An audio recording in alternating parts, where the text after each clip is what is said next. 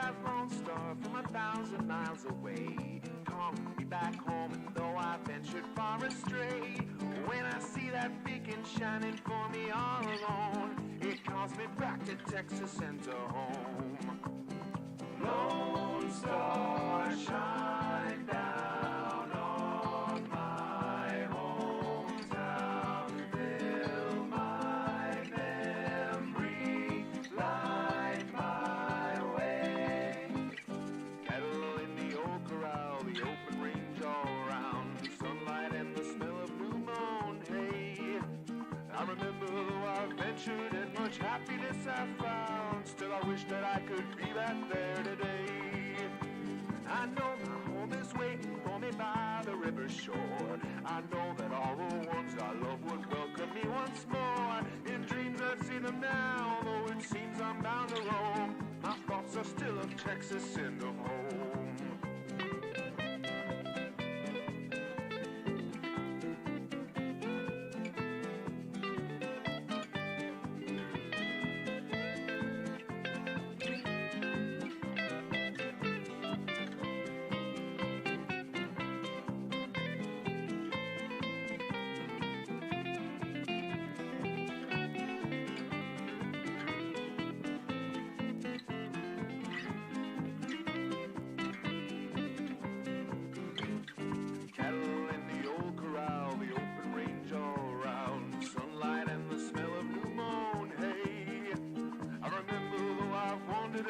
Happiness I found, still I wish that I could be back there today.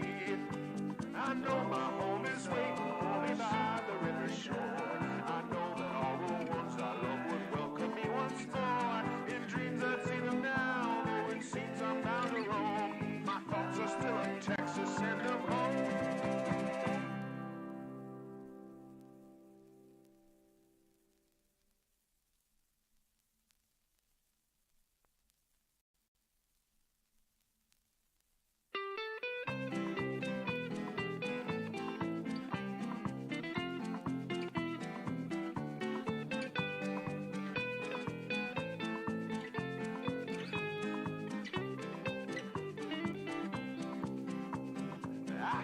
That lone star from 1,000 miles away, calling me back home, and though I ventured far astray, when I see that beacon shining for me all alone, it calls me back to Texas and to home.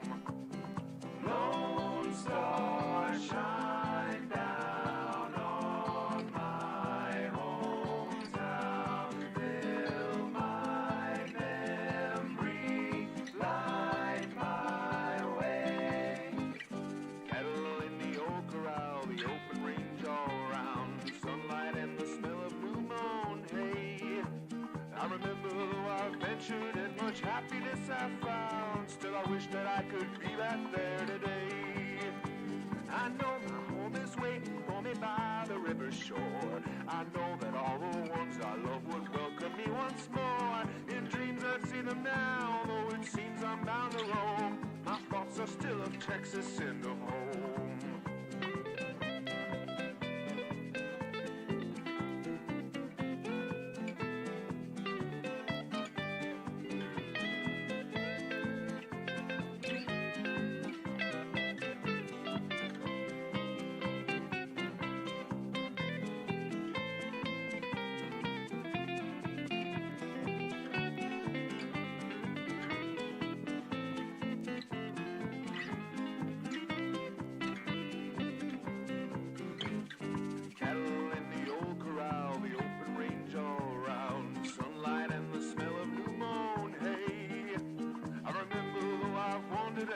Happiness I found, still I wish that I could be back there today. I know my home is waiting for me by the river shore. I know that all the ones I love would welcome me once more. In dreams I'd see them now, though it seems I'm bound to roam. My thoughts are still of Texas and of home.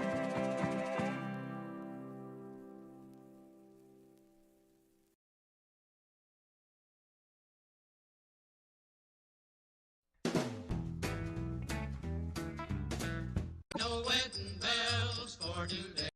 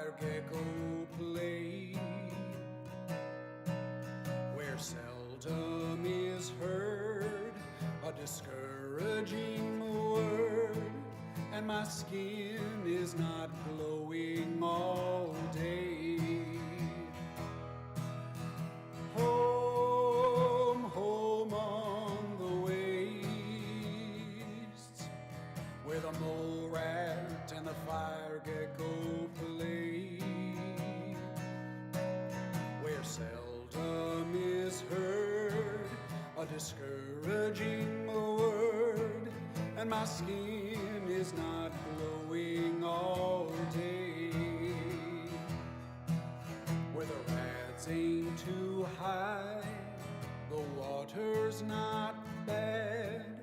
The rat scorps are playful and mild. Oh, I would not exchange this home on the wastes for all the big cities so wild. Home, home on the wastes where the master's great armies once played, where seldom is heard a discouraging word, and my rats are not rising all day. Home, home on the wastes where the mole rat and the fire gecko play, where seldom is heard a discouraging word, and my skin is not glowing all day.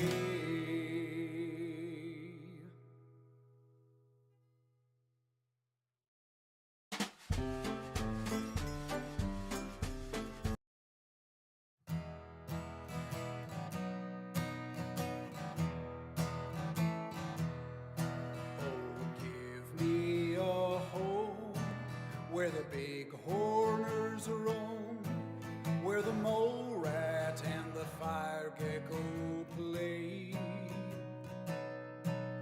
where seldom is heard a discouraging word, and my skin is not glowing all day. Home, home on the wastes where the mole rat and the fire gecko play,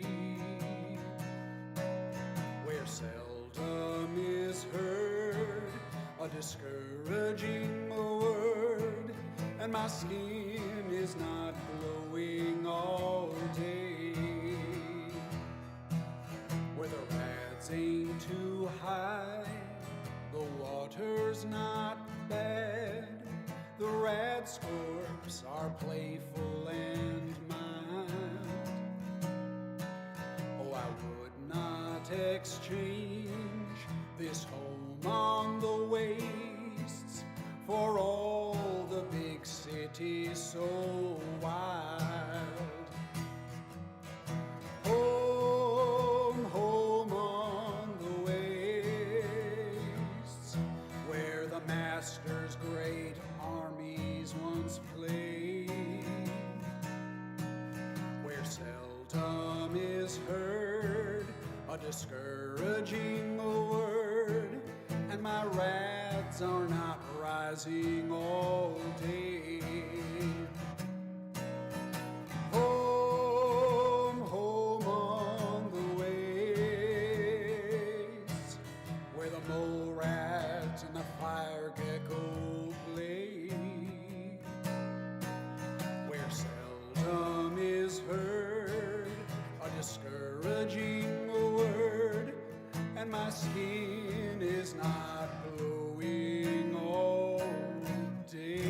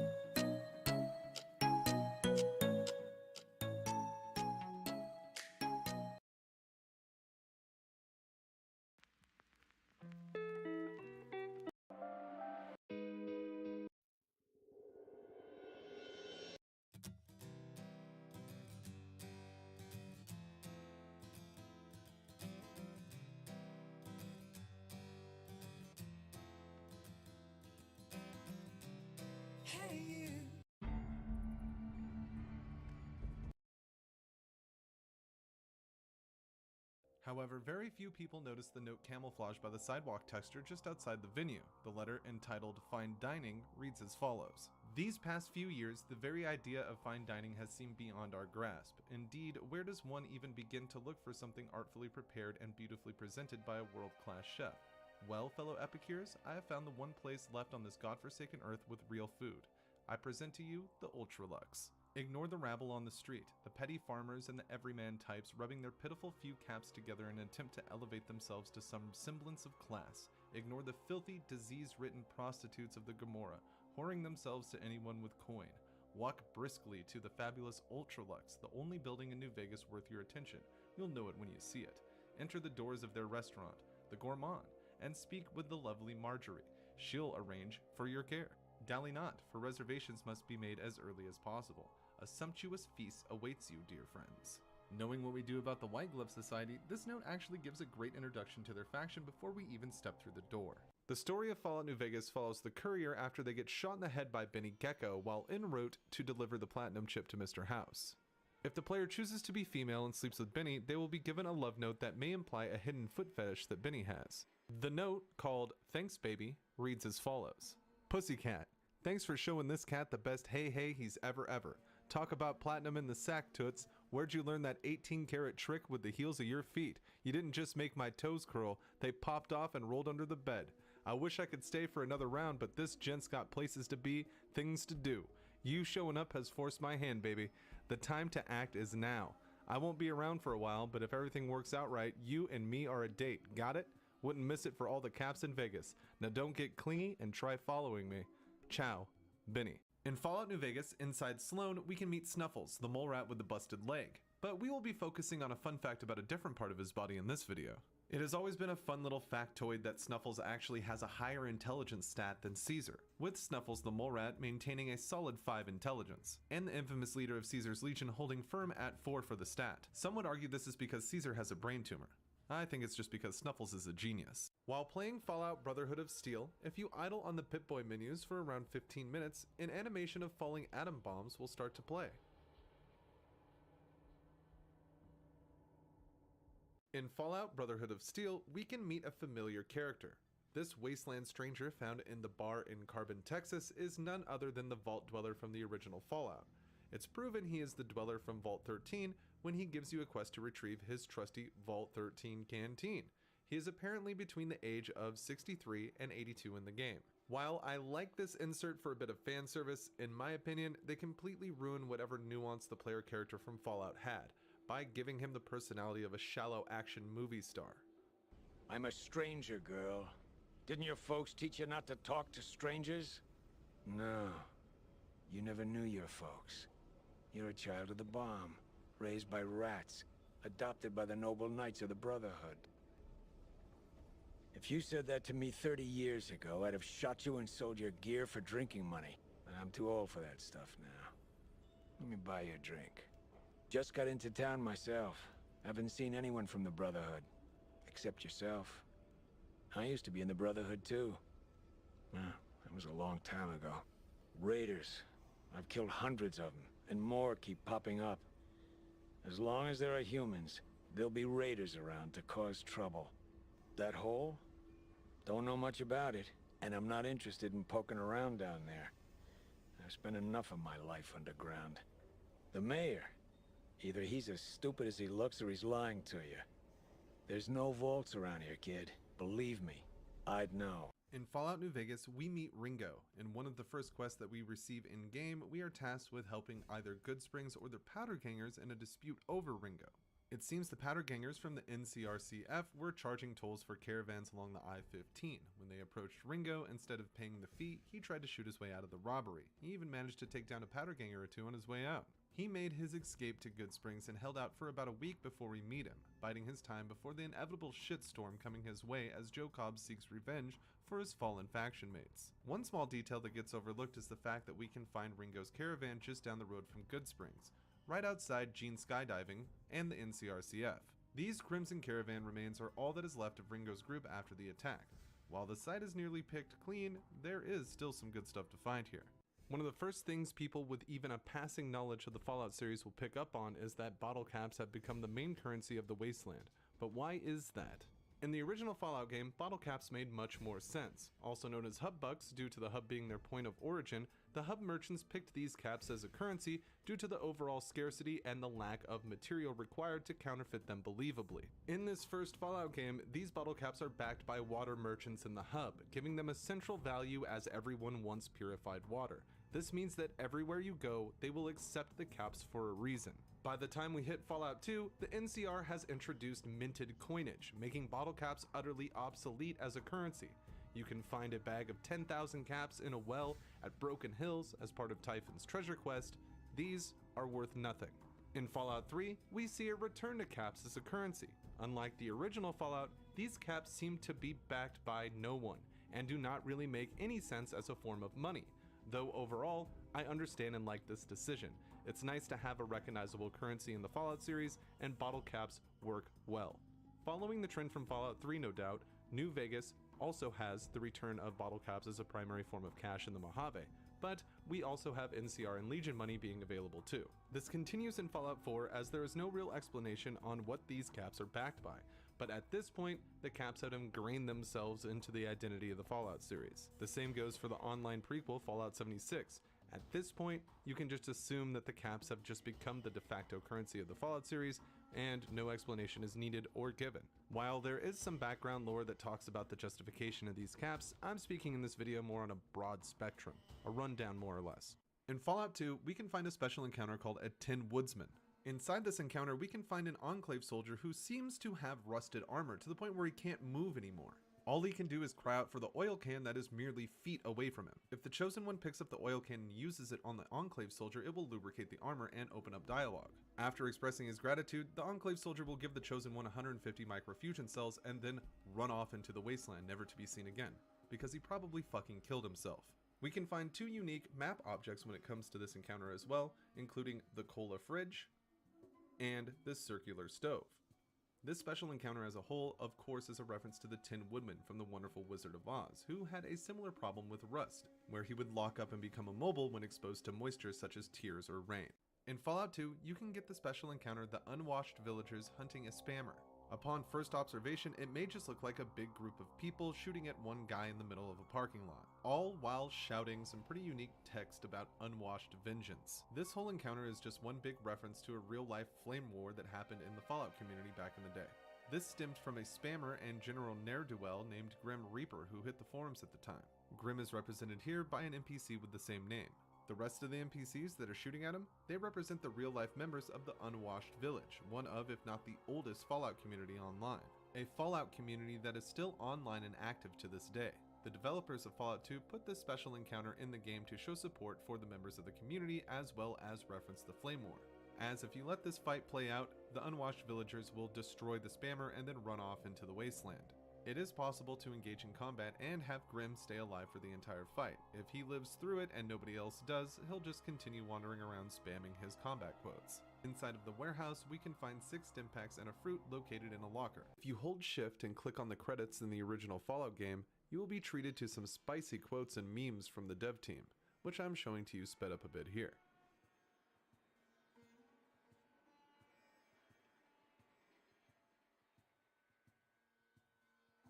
This would also be carried over to Fallout 2 by doing the same thing. Holding shift and clicking on the credits button, we can see some more spicy memes.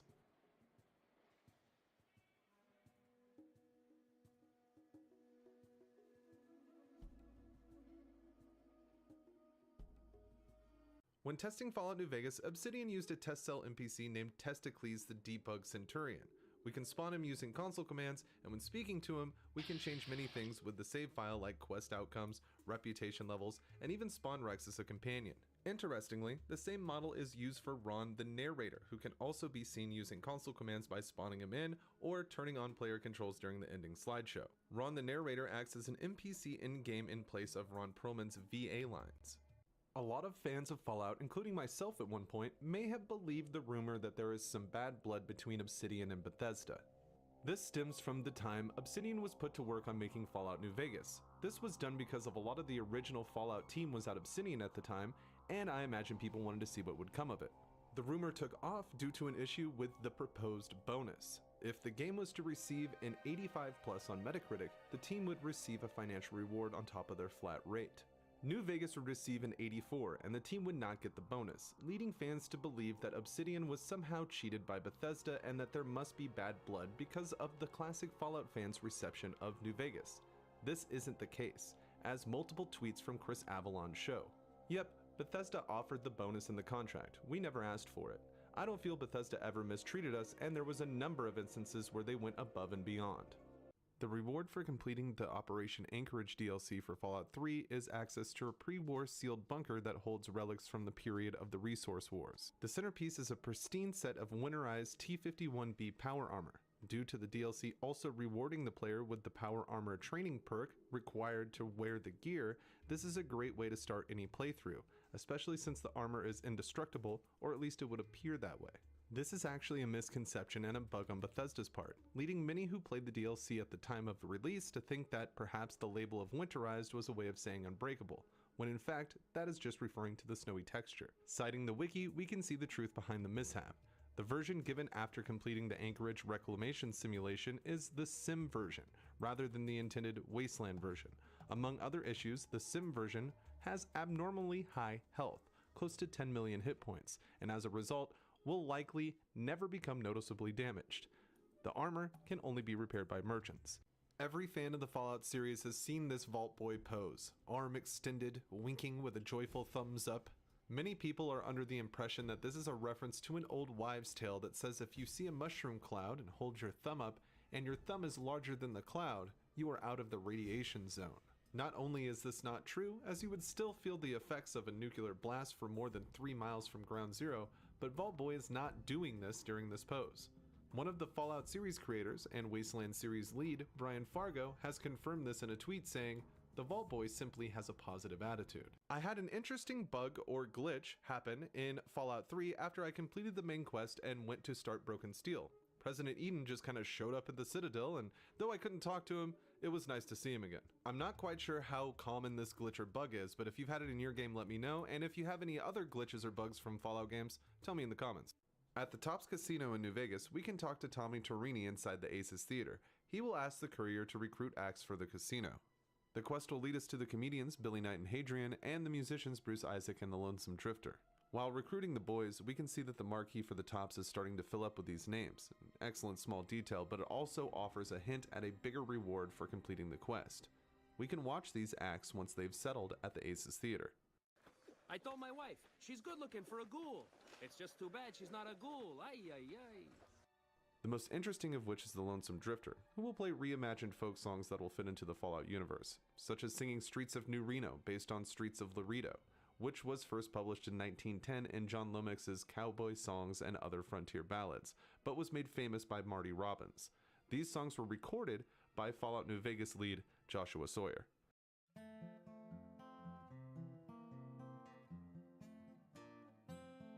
As I walked out in the streets of New Reno, as I walked out in New Reno one day, I spied a young cowboy all wrapped in white linen and cold as the clay.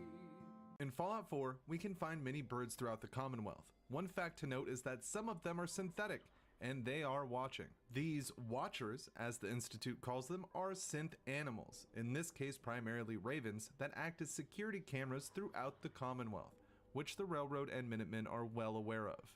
You can find display screens in the Institute that will eerily line up with some of the locations we can find birds in the wasteland.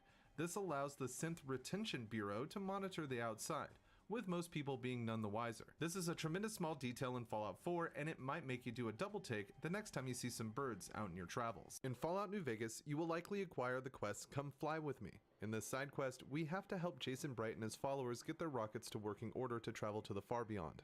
They wish to leave the Mojave due to the ghoul bigotry in the area. Most ferals being shot on sight makes the group uneasy. Due to the use of rockets and the vague name of the far beyond location, many people just assumed that the Bright Brotherhood was headed to outer space in search of another planet altogether, but this is not true. This is proven by the fact that in some endings, parts of the religious group make their way back to the Mojave to rebuild and help settlers after the Second Battle of Hoover Dam, shown in slides walking across the wasteland.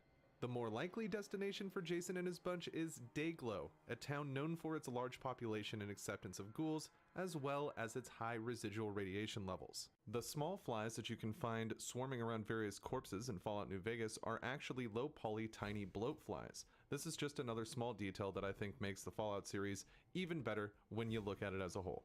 Northwest of the 188 trading post lies the Followers Outpost, which, as the name would imply, is an outpost for the followers of the apocalypse in Fallout New Vegas. On the outside, this looks like any standard quaint railway tower, but on the inside we can see that the followers really made use of their space. The ceiling is much higher than the outside would lead you to believe. The overall room available is far more than what is represented by the tower itself. This is probably more common than we think, so if you know of any more buildings like this, hit the comments and let everyone know. Since Fallout 3, we have been hearing bits and pieces that would eventually lead us to Fallout 76, mainly in the mentioning of Vault 76. In the A-ring of the Citadel in Fallout 3, we can find this terminal entry about the vault. It covers the various equipment that was issued to the vault and gives this description. Vault 76 is one of our 17 control vaults. It will operate exactly according to the plan dictated in the marketing material produced by Vault-Tec and precisely to resident expectations. This vault will open automatically after a period of 20 years, and the residents will be pushed back into the open world for study in comparison to the other experiments. In the DLC for Fallout 3, Mothership Zeta, we can hear an audio log from an assistant CEO of Vault-Tec Corporation named Giles Wollstonecroft. He is abducted while inspecting the Vault 76 site. Hey now, no reason to get yourselves worked up. Whatever you need, I'm going to tell it to you. Well, I'm pretty sure you want me to talk into this thing, so here goes. My name is Giles Wollstonecroft. I'm the current Assistant Chief Executive Officer of the Vault-Tec Corporation. I was inspecting the construction site of Vault 76 when I was captured what I can only assume are alien beings from another world. I'm not sure what they want from me or what they will do to me, but whatever they need, I will readily provide. Perhaps if I can bridge our communication gap and establish a rapport with them, we can enter into an exclusive trade agreement. In fact, instead of talking to this damn machine, I'm going to attempt to address them directly. On behalf of the Vault-Tec Corporation, I'd like to extend a heartfelt welcome to you. Wait, you don't need that. Wait. In Fallout 4, the newscaster at the beginning of the game, who's voiced by Ron Perlman, will mention the opening of Vault 76 before the bombs drop. Vault-Tec stock continues to rise as tensions with China reach an all-time high. With the world poised on the brink of war, Vault-Tec is reporting a record number of reservations in vaults around the country. Vault-Tec announced a continuation of their popular Welcome Home promotion. They report openings are still available in Area Vaults 81, 111, and 114. Since debuting Vault 76 last year in honor of America's tercentenary, Vault-Tec continues to expand with plans for well over 100 vaults around the country. In Fallout 2, the Chosen One can get a quest to rescue Smiley, the Trapper, from the toxic caves. After finding him, one might notice the generator and elevator nearby. This is pretty much impossible to get into in the early game, as you need good repair or Vic as a companion to do the repairs for you, and you need to be skilled at lockpicking. Well, the skill won't get you far here, as you also need an electronic lockpick, which can be found in places like San Francisco and Navarro. A prepared Chosen One could manage to get through the elevator. Still, they will be met with a security bot, also known as a sentry bot, on the lower level, which will, of course, be hostile. This is not the only sentry bot in the game, but it comes out of nowhere to stop you from going any further. More of these guys can be found at the Sierra Army Depot or the oil rig, implying the Enclave likes to use them. If we manage to win this fight, the reward is arguably one of the best weapons in the game, the Bozar rifle, which can blow away Deathclaws in one burst. In Fallout 3, we can find the Anchorage War Memorial. This is a statue celebrating the US soldiers who fought in the Battle of Anchorage, Alaska. In the add-on Operation Anchorage, we can see a photographer line up a group of troopers and tell them to strike a heroic pose, and he will make them famous. This picture would be the inspiration behind the statue we see back in the Capital Wasteland. This is a great small detail that Bethesda added to the DLC. Anyone who has paid a visit to Freeside in New Vegas has noticed the various street criers advertising the local businesses. One crier that stands out quite a bit is the Atomic Wrangler crier, who has some very straightforward dialogue when promoting the bar. Hungry? Thirsty? Horny? The Atomic Wrangler has you covered. While not all that shocking by itself, it's when you learn that the voice actress Ashley McCollum was 13 at the time of the recording that it begins to seem a bit off. This means that in some capacity, an adult in an authoritative professional position directed this 13-year-old child to say these things, instead of opting for the many of numerous adult women extras that appear throughout the game. I asked Fallout New Vegas game director Joshua Sawyer about this choice on Twitter, and he offered this response. Alright, here you go. I don't know. I was only involved in the casting of a relatively small number of characters, mostly ones I wrote and a few others. When FNV was made, it held the record for the largest number of recorded lines in any video game, about 65,000. All lines were recorded within a few months by 4 studios recording concurrently every workday, which is unreal. I attended a total of maybe 5 or 6 voice sessions out of hundreds. I can't speak for the casting director, the writer of those lines, or anyone else. I don't know. But if you're looking at a game that obviously had a bunch of errors in casting and recording, errors that are well documented within various wikis, characters changing ethnicity, lines being split between different actors, a great con inexplicably having a native Kiwi accent, you can either deduce that this minor character was cast this way due to the presumably extremely perverse and wild tastes of everyone involved, or that it was a screw-up / oversight like the dozens of other ones that players have noted in the last 10 years. In Fallout 2, you can come across my favorite encounter in the entire series, the Guardian of Forever. When first arriving at this special encounter, it may just look like some ruins, but if you're to walk through the Ark, you will take a trip through space and time. On the other side, the Chosen One will find themselves inside Vault 13, but not the Vault 13 that appears in Fallout 2. This is Vault 13 from before the events of the original Fallout. You're able to explore this level of the vault, but there's no NPCs to interact with. The Chosen One can loot a bunch of Vault 13 water flasks and even some weapons they may find in the locker. And also, don't forget about the Solar Scorcher that lies on the floor here. There's one terminal inside the main frame of the vault that seems to be making noise, and if you interact with it, that's when the fun really starts. It seems the Chosen One pressed too many buttons or didn't exactly know what they were doing, because upon messing with the computer, it breaks the water chip for Vault 13, putting into effect the events of Fallout 1, which in the log says gives you some kind of strange comfort. The core of this encounter is a reference to the City on the Edge of Forever, which is a Star Trek episode that saw Kirk and Spock take a similar portal, named the Guardian of Forever, to New York in the 1920s. The most likely special encounter you're going to get in Fallout 2 is a man guarding a bridge. In this encounter, the Chosen One will break the fourth wall by telling the player in floating text to save the game in a new slot. And their concern is well placed because this encounter can lead to quite a horrible death. The exit grid and the highwayman, if you have it with you, are on the other side of the bridge. The only way you're going to get across it is if you talk to the bridge keeper. This NPC actually uses an unobtainable sprite with a brown robe, because if you are to receive the bridge keeper's robes, it will be a tone of purple, much like the children of the cathedral. The man will require you to answer the questions 3 in order to get across the bridge, and this is where things can go a few ways. The Chosen One can engage in combat with the bridge keeper, but it is a pretty hefty fight. It will reward 7,500 combat XP, and of course you'll get the bridge keeper's robes, but you'll also lose a bit of karma. If you engage with the man's questions and answer them incorrectly, the Chosen One will explode into a million pieces. If you are to answer the questions 3 accurately, then the bridge keeper will walk back across the bridge, allowing you passage into the exit grid or your car. And finally, if you answered the last question with another question, like the strong back listing that is in the dialogue options, the bridge keeper will explode much like the Chosen One did before, with like a bloody mess incident. For those of you unfamiliar with the Fallout 2 armor system or the armors found inside the game, Bridgekeeper robes is some of the best armor you can get. I know it doesn't sound like it is, but it has very high resistance to things that you wouldn't expect it to. This special encounter is, of course, one of the many references to Monty Python inside Fallout 2, this one being from the Holy Grail, where an old man guarding the Bridge of Death will only allow passage if you answer his questions 3. Just outside the border of New Vegas and Freeside, in front of Camp McCarran, we can find the fabulous New Vegas sign. Adorned in lights, the sign welcomes or warns worried travelers that they are entering New Vegas proper. It would seem someone left a tiny bit of positivity in the message, as we can find a small smiley face drawn inside the O of welcome. a terrific greeting to a beautiful city. If you manage to get the Sheriff's Duster in Fallout New Vegas, you'll notice that it's the same Sheriff's Duster that Lucas Sims had in Fallout 3, down to the Sheriff's Star, which even says Megaton. Now, this could be a Fallout 3 reference, but that's highly unlikely. Odds are it's just an oversight and a reused asset. Boy, I really hope somebody got fired for that blunder. In the original Fallout game, you could come across an alien ship that seems to have crashed in the middle of the wasteland. You can find the alien blaster at this encounter, but you can also find an item called Fuzzy Painting. This is a portrait of music legend Elvis Presley and is modeled after an actual painting of the star.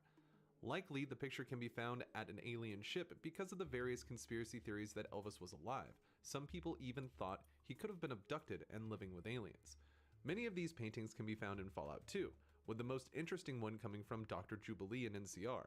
After helping Salt Beef Bob get a drink, the Chosen One has the opportunity to purchase a Velvet Elvis that just happens to have a map of Vault 13 on it. In the Fallout 3 add-on Broken Steel, we can find what I would call the worst hidden weapon, though this launcher was never supposed to be obtained anyways.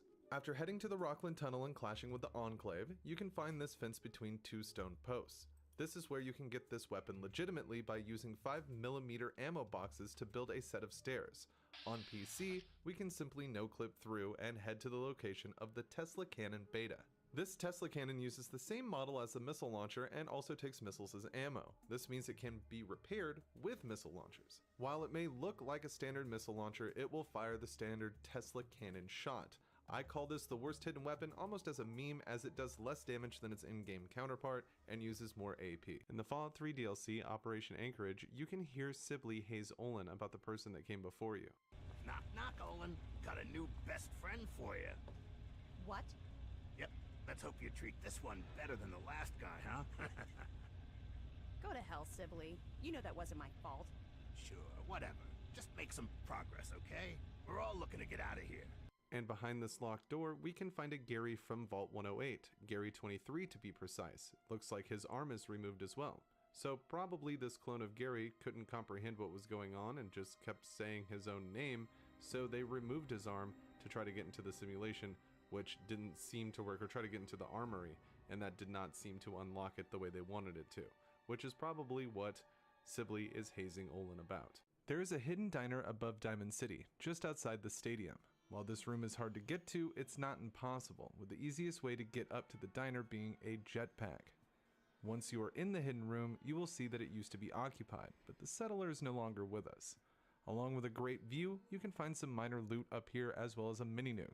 I wouldn't mind camping here if I was in the Commonwealth. While in New Vegas, if you visit Vault 22 and you go inside Sarah's room, you will be able to see a portrait of James and Catherine from Fallout 3, the Lone Wanderer's parents. Now, this is either a Fallout 3 Easter egg for some reason, because of the Vault-Tec connection, or this is just a photo reuse asset situation. Either way, it is an interesting discussion piece. In Fallout 2, you can come across a special encounter called a crash shuttle, with the world map circle calling it Federation Shuttle. And, laying outside the craft, we can find a bunch of dead red shirts. Of course, this special encounter is a big reference to the Star Trek franchise, with the design of the shuttle being pretty much identical to those we see on the USS Enterprise from the original series. The red shirts that we see here are also modeled after the ones that we see in Star Trek. Of course, these are the people who have the most unfortunate luck in the entire series and always end up dying in some horrible way. This encounter also holds a reference that's more personal to the development of Fallout 2, with the name of the craft and the starship that it originated from being a reference to Adani Torres, who was an intern artist that worked on Fallout 2.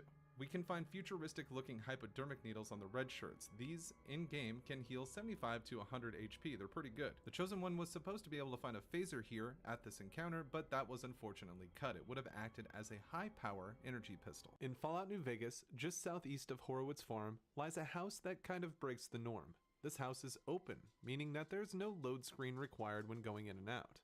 I've played a lot of Fallout New Vegas, and this is the only house fully built inside that seems to be this way. Of course, if you have found others, please let me know in the comments. Guarded by two fiends, the house is a nice resting area for anyone who can clear them out.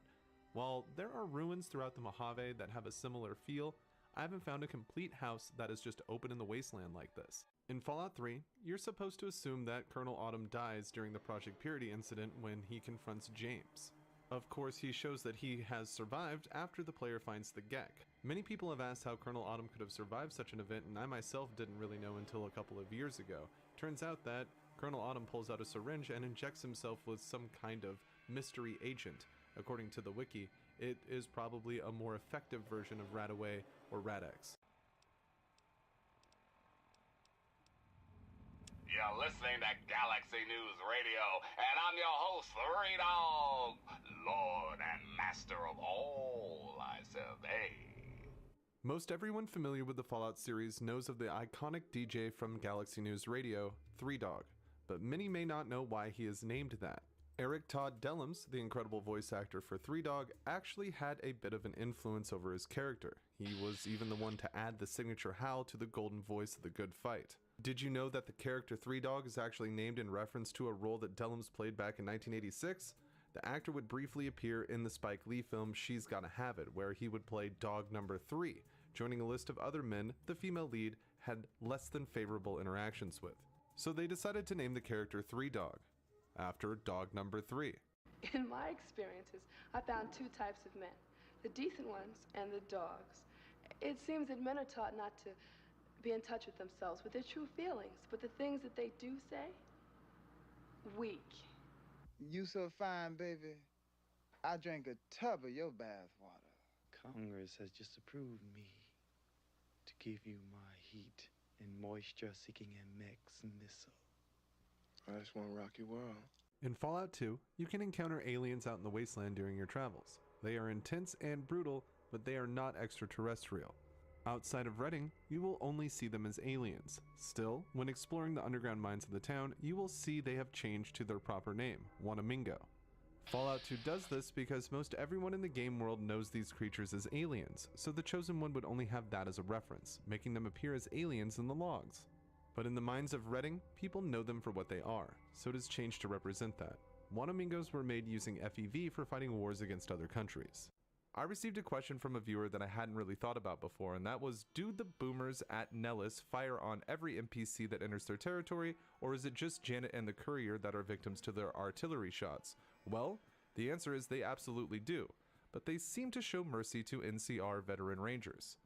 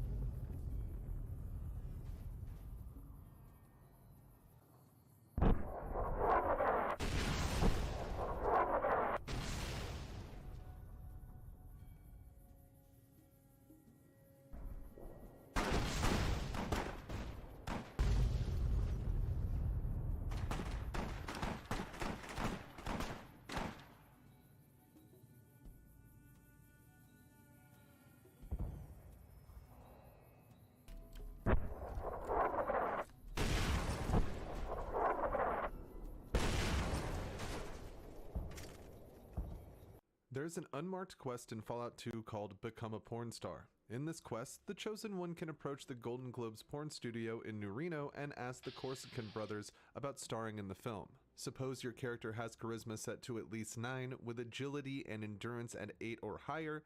In that case, you can pass the audition and become the biggest star in New Reno. Having things like the Kama Sutra Master perk or the trait Sex Appeal will help with this. After passing the audition, the Chosen One can pick through a plethora of porn names such as Arnold Swollenmember, Jenna Jamison, or Corvega Sally. It also comes with a pretty dicey Vault Boy representation in the Pip-Boy.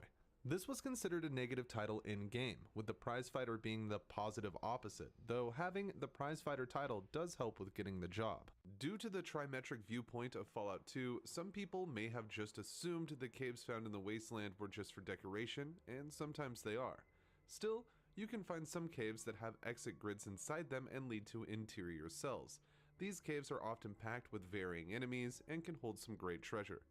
In Fallout New Vegas, we can meet Daisy Whitman in Novak. She is an old pilot that isn't too open about her past, though we can get her to open up about a crash she had over Klamath. Vertibird pilot. 71 missions and only lost 1 chopper. Rotor malfunction over Klamath. Hard landing, but I walked away. You can find this crash in Fallout 2, as it features Klamath. If you can make it past the robot, we can see that Daisy is lucky to be alive, as a couple of her faction mates weren't so fortunate. Everyone who has played Fallout New Vegas knows that gambling is a fun feature to be found at the casinos on the Strip. In fact, there is even an achievement for reaching the max winnings at all 3 of the major casinos in New Vegas proper. From what I have seen, many people seem to be unaware that you can gamble and get banned from lesser venues. While most people know that the Atomic Wrangler hosts games, it's when we come to the Vicky and Vance Casino in Primm that most players seem to be in the dark. This is likely because of how long of a process it is for the Vicky and Vance to open this feature to the courier. First, one would have to clear Primm of the convicts. Then, finishing the quest My Kind of Town would be a great next step. After a few days in game, a gang of NCR deserters will show up as an encounter in the casino. After dispatching them, you would still have to pass another few days in game before Vicky and Vance start to take your business. Due to this long process of revisiting Primm, most players never see that you can gamble here, as usually people stop going back to Primm after My Kind of Town is complete. So get out there and make that bread. In the town of Modoc in Fallout 2, you can come across Grisham and his 2 adult offspring, Mira and Davin. Regardless of player gender, if the Chosen One sleeps with one of the NPCs through dialogue, it will lead to a cutscene of a shotgun wedding between that character and the Chosen One. This can happen regardless of your party limit and is permanent unless they die in some way, save for the obvious choices, as you can sell either character to slavery or request a divorce in New Reno for a bottle of liquor. Most people will be looking to do this because Mira and Davin are just about the worst companions you can get in Fallout 2. At least the pariah dog has the redeemable quality of being a dog. In Fallout 2, right outside the main gates of Vault City, you can find a bartender, John Cassidy, that can be recruited as a companion. This is the father of popular New Vegas companion Rose of Sharon Cassidy. He would meet a tribal woman after the events of Fallout 2 and conceive the foul-mouthed Caravaneer. John left the scene, and Cass grew up with his name and attributes, as well as a pendant that belonged to him. If your sneak skill in Fallout New Vegas is over 60, you will be able to sneak up on Ghost and get this unique bit of dialogue. Didn't even hear you come up the ramp. You don't broadcast your movements. I like that. You a courier? If so, this might be your lucky day. If you don't mind walking a bit. And your eyes are good. In Fallout 4, you can encounter a guy named Parker Quinn, and he is selling something called a charge card. Similar to a credit card in the pre-war, these cards would issue debts to the users with late fees if the cards were not paid off monthly. The charge card? That's what I said, charge card. It's super simple. You give me 110 caps right now, and I give you this charge card. Accepted at any store in the Commonwealth, up to 100 caps. The 10 extra caps is my service fee. So what do you say, want one? Sounds good. I'll take one. Awesome. I'll take your money, and you get the charge card. Great doing business with you. Tell your friends, Parker Quinn, same corner every day. Retard. This is not the only way to get one of these cards, though. One can be found in an open dumpster at Fort Strong, Deb at Bunker Hill has a chance to have one, and level 4 trading stands have a chance to sell them. Still, merchants in the Commonwealth want nothing to do with it. Do you take this charge card? A charge card? I'm sorry, but I'm programmed to only accept what you humans call caps. Can I use this charge card here? Is this something synths used to pay for things? We don't take filthy synth money here. You take this charge card? Trying to pull a fast one on me? No. Caps only. Can I pay with my charge card? You're kidding, right? Caps only, friend. Do you take this charge card? Caps only, I'm afraid. Can I put this on my charge card? Hey, I know money's kind of an imaginary thing anyway, but that card is like way more imaginary than I'm comfortable with. Can I pay with my charge card? Whatever that is, we don't take it. But on the island of Far Harbor, one merchant, Brooks, actually will accept the card. Hey, this is a long shot, but, do you accept this charge card? Huh? Oh yeah, that thing. Sure do. It'll be easier if I just cash you out. Looks like, what, 100 caps? Here you go. A stunning reference to the famous painting Boulevard of Broken Dreams exists in Fallout 2 as a special encounter. The Cafe of Broken Dreams is a copy of the Maltese Falcon from the original Fallout, but that isn't the only callback we find here. There are player models from the first Fallout that were not playable here, like the red-haired female and black male. Set and Tandy, who appeared in the first game, are here as well. Young Tandy, that is, as President Tandy resides at NCR and is much older by this time. And the main event of this encounter is the fact that we can find the original Dogmeat here. If the Chosen One is in the Vault 13 jumpsuit, Dogmeat can join the party. Through the beginning of Fallout 3, we are led to believe that we were born in Vault 101. Of course, this comes out pretty early that we weren't, but you can visit the place that you were born in Fallout 3. It is inside Project Purity, the Jefferson Memorial, and you can see here that it's changed just a little bit, but this is definitely the room that you were born in, because soon after you were born, James would leave Project Purity in search of Vault 101 after Catherine's demise. If you head to the Junkyard in the Nuka World DLC for Fallout 4, you can find this Porta Diner. Your past experiences might cause you to walk by every Porta Diner you see because you never feel like you're going to get the pie. But this one is different. It has a 100% chance of giving you the perfectly preserved pie. Now, you can find some laying around the wasteland, but this one is guaranteed fresh, so whenever you have that itch for a little pre-war snack, now you know where to find it.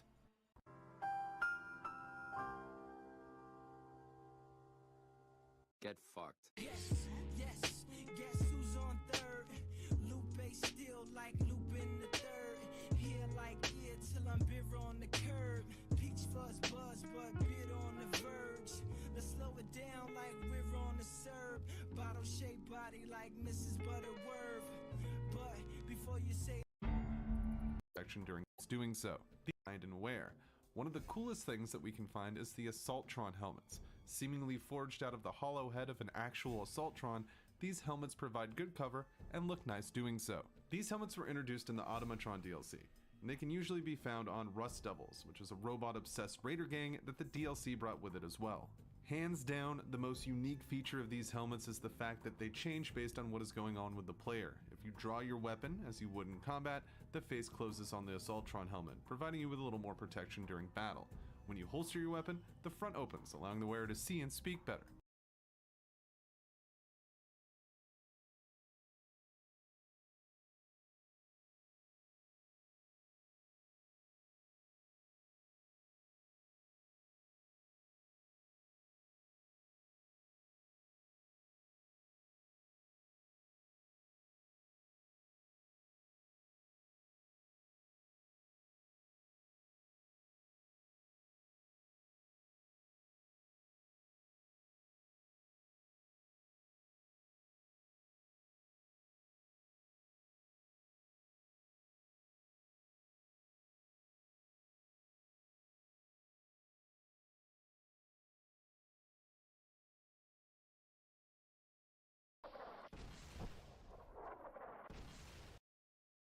Foot fetish that Benny has.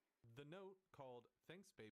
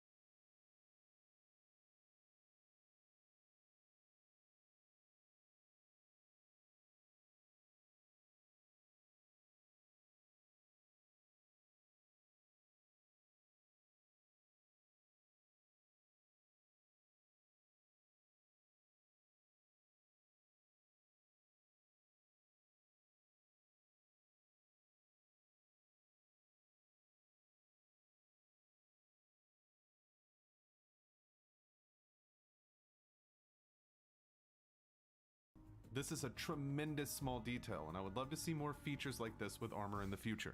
In Fallout 3, if you travel to Fordham Flash Memorial Field, you can find a raider that seems to be carrying on the Great American Pastime.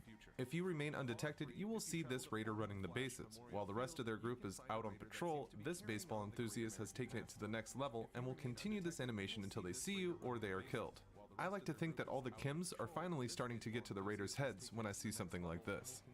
In Fallout New Vegas, at the Ultralux Casino, we can get the Beyond the Beef quest. During this quest, we will learn that the White Glove Society has kidnapped Ted Gunderson, a wealthy Brahmin baron's son. Through the course of events, we will learn that the White Gloves used to be cannibals. Though they claim not to partake in this dark act anymore, we find out that's not the case with a bit of speechcraft or by having the cannibal perk ourselves, which leads to why we're talking about them in the first place. During a recent stream, many audience members claimed they did not know that you can replace Ted Gunderson with one of your human companions, like Boone, which is what I like to call making Boone burgers.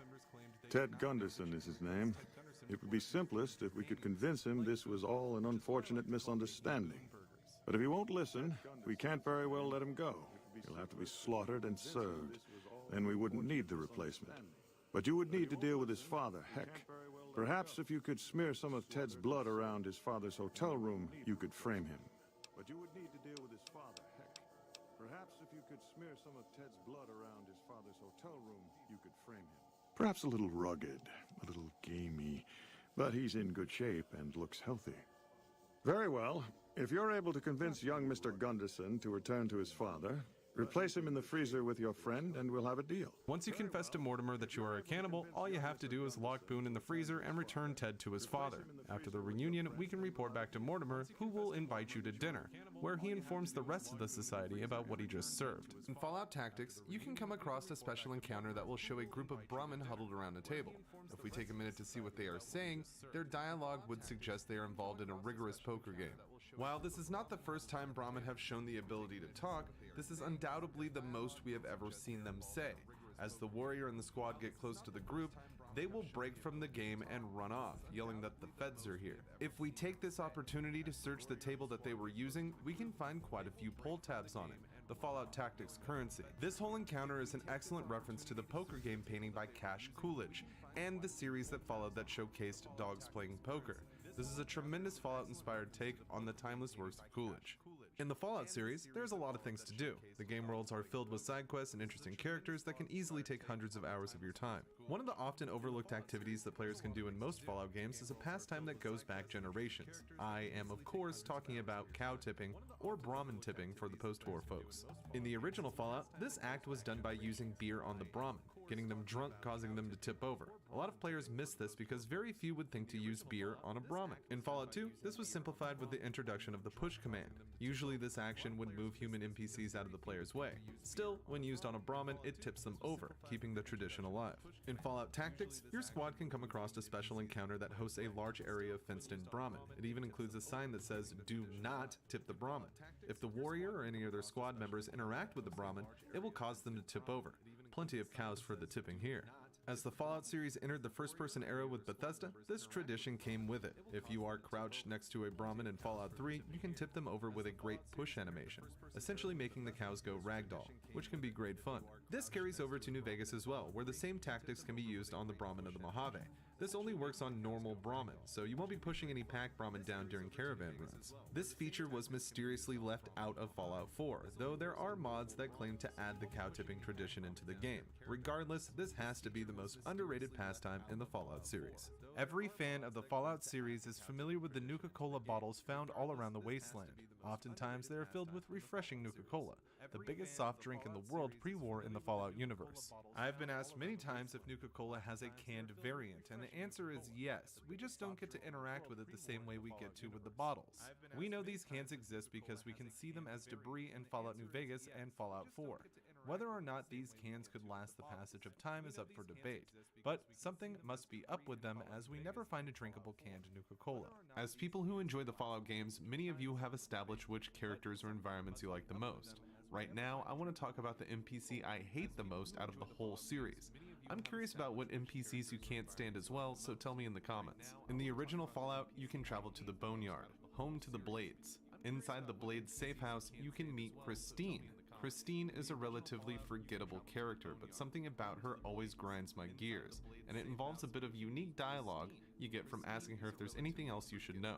This will prompt Christine to say a string of letters, which I thought could be a code of some sort when I played Fallout as a youngin', until I started reading it. Christine will say C, D, E, D, B, D, ducks, and we can reply with M, R, not ducks. Christine will then follow with OSMR, C, D, E, D, B, D, wings, and we can reply with YIB, MR ducks. Reading this out loud starts to show the meaning of what is going on here, a phonetic joke. Christine is saying, see the itty bitty ducks, and we are replying with, them are not ducks. Christine then replies with, oh yes them are, see the itty bitty wings, and then we say, why I'll be, them are ducks. She is referring to the bottles of Nuka-Cola laying on the floor next to Duggan and how the sprite slightly resembles a duck. I hate this NPC because she makes me say this line of nonsense in my head every time I speak to her. The vocabulary involved, mixed with the cutesy nature of the joke itself, brings me to a rage. Of course, it's not that bad, but I still take Christine out at every opportunity I get. In the classic Fallout games, you will come across NPCs that have talking heads. This term refers to NPCs you interact with that have a voice dialogue and a first-person conversation box. What some fans may not know is that these heads are made from clay, after which they are edited through various programs and saved in sync with the voice lines of each character. This practical effect is another great way the Fallout devs visually made the game stand out and add certain vibes to the classic NPCs that haven't been matched since. I would love to get my hands on one of these old sculptures for my Fallout collection. What a fantastic piece. One of the first NPCs you will meet in Fallout 4 is the lovable Mr. Handy, Codsworth. This helpful robot has quite the reputation for being able to say the players' names. It's not something we've seen in Bethesda games before, at least to my knowledge. While of course, many people use this feature to test the limits, see what silly or obscene phrases they can get Codsworth to say. Mr. Titties, Sean has been changed. Mr. Titties, I do so enjoy serving this family. Mr. Fucker, if I may, Sean requires your personal attention. Mr. Assface, Mr. Boobies. Still, it was impressive to see just how many names were recorded for this feature with Codsworth, but in this video, we are looking past the typical names and jokes implemented to the many pop culture references that we can get Codsworth to say. Here are a few that stand out to me. Mr. Ford, Mr. Freeman, Miss Katniss, Mr. McFly, Mr. Snake, Mr. Solo, Mr. Orgasmo, Mr. Pleskin, Mr. Riddick, Mr. Neo, Mr. Morpheus, Mr. Springsteen, Mr. Humongous, Mr. Bond, Mr. Fry. If you have played Fallout New Vegas, there's no doubt that you have come across the Fiends, a fierce raider group with a reputation that makes even the most weathered wasteland explorers think twice before approaching them. Initially, the courier was to have a lot more interaction with the group than we see in the final game. I want to look at the three most significant examples of this: Driver Neffy, Cook, and Violet. Each character has some now cut dialogue that gives a bit more insight into the lore of the trio, as well as the faction as a whole. With the help of mods, we can actually see these removed conversations for ourselves, and of course, the mods I use for this will be listed in the video's description below. First, let's look at Driver Neffy, and we can ask him all sorts of questions and really get a feel for the type of guy that he is. Who the fuck are you and why are you bothering me? Name's Neffy, friend. Driver Neffy. Pleasure to meet you. Why are you bothering me? Now you fucking dolt. Why the hell would it be a pleasure? Name's Neffy, friend. Driver Neffy. Pleasure to meet you. Fucking ain't right it is. This baby's my life, my love, my strong right arm. Killed a lot of fuckers with this hunk of iron, yes sir. Fucking ain't right it is. This baby's my life, my love, my strong right arm. Oh, lots. More than any other fiend. Hundreds maybe. Wham, bam. Oh god, my brains. You hit me in my brains. Easy as that. More than any other fiend. Hundreds maybe. I could. I'm not terribly inclined to, though. If you go talk to them, they might kill you and rob me of the fun. I've always been a fan of Neffy's cut content, which is why I use my favorite clip from him as the outro to most of these shorts. Get fucked. On to perhaps the most egregious fiend of the bunch, Cook, the group's chef, and we can discover just how much he cares for his Brahmin Queenie and his true feelings for the NCR. Something on your mind? NCR, bunch of soft little bitches. They got no stomach for life in the wasteland. Got some choice strains, though, I'll give them that. Yeah, I'll give them that, all right. They got no stomach for life in the wasteland. Got some choice strains, though. Who am I? I'm the scariest motherfucker you ever gonna meet. I'm Cook, bitch. Better not forget it. Who am I? I'm the scariest motherfucker. If I had to guess, it's because I cook shit for the rest of the gang. I'm a good cook. Maybe I'll make you dinner sometime. If I had to guess, it's because I cook. That's right. Ramen, mole rats, lizards, the occasional traveler lost in the wrong part of town. Not Queenie, though. I'd never cook my Queenie. That's Queenie. She's the prettiest Brahmin in the wastelands. Aren't you, Queenie? Yes, you are. Who's a good girl? That's Queenie.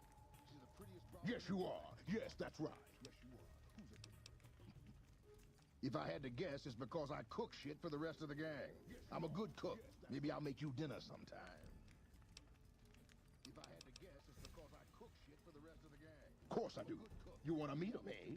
Even money whether Violet's dogs rip you apart or Neffy K's in your skull with that iron of his. Of course I do. You want to meet them, eh? Even money whether Violet's dogs rip you apart. Yeah, whatever. Or Neffy K's. Finally, we reach Violet and her dogs. Boy, does she love those dogs. What you want, freak show? Yeah, whatever. Finally, who wants to know? Violet and her You here for my dogs? Boy, does she Can't have love my those dogs? Here for me? You can't have my meat. Meat's for dogs. I'm Violet. Dogs are mine. Meat is mine. Here for my dogs? Can't have my dogs? Here for me? You can't have Don't fuck with fiends. Driver Nephi will brain your skull in. Don't even know what he'll do. Don't fuck with fiends. Good shit. Psycho. Top quality. You want? Might know a guy who knows a guy. No. More for me. Dogs? Good dogs. My dogs. Fiend dogs. Tear you out. Arf, arf, arf, arf, arf. Dogs? Good dogs. My dogs. Fiend dogs. Tear you out. Sell my dogs? What part don't you get? Mine! Lucky don't you alive for that. Sell my dogs? Piss off! Fallout New Vegas has a haven of cut content that would have made the game even better. If you want to hear more about all that was cut from the game, check out one of my favorite channels, Triangle City. He covers everything he can find that was cut from Fallout New Vegas, and the videos on the channel are top tier. He doesn't know I'm shouting him out or anything, I just love his stuff. Cut content like these Fiend dialogues makes you wonder what all they had in store for New Vegas, and how it would have made an already great game that much better. In Fallout 3, if you're exploring Foggy Bottom Station, you can find a pretty useless unique item called Danielle's Book. This faded old world text has no use and shows up as junk in the Pip-Boy. Doing some research, I found that some have speculated that this book belonged to Danielle Fay, who's listed in the impound computer at the Germantown Police Headquarters. The terminal reads as follows. Department Recovery. Vehicle ID 8746352034578 C237. Offenses: abandoned car. Other: not yet determined. Notes: car found along highway with burnt out engine. It appears to have been stolen and taken on a joyride, and matches descriptions of cars in a variety of recent out-of-state traffic offenses. When recovered, car's contents included 2 pairs of pliers, 1 Canadian flag, assorted theatrical costumes, 4 bottles of tequila, empty, 1 pool cue, broken, and 4 garden gnomes, strapped to front bumper. Owner reported car stolen 4 days prior, but her story has many inconsistencies. Bring Miss Fay in for further questioning. Miss Danielle Fay. I can't really find any connection between the Danielle Fay mentioned in this terminal and the Danielle who owned this book. Items in her stolen car were listed. If Bethesda wanted to make that connection, they could have recorded the book in the terminal entry.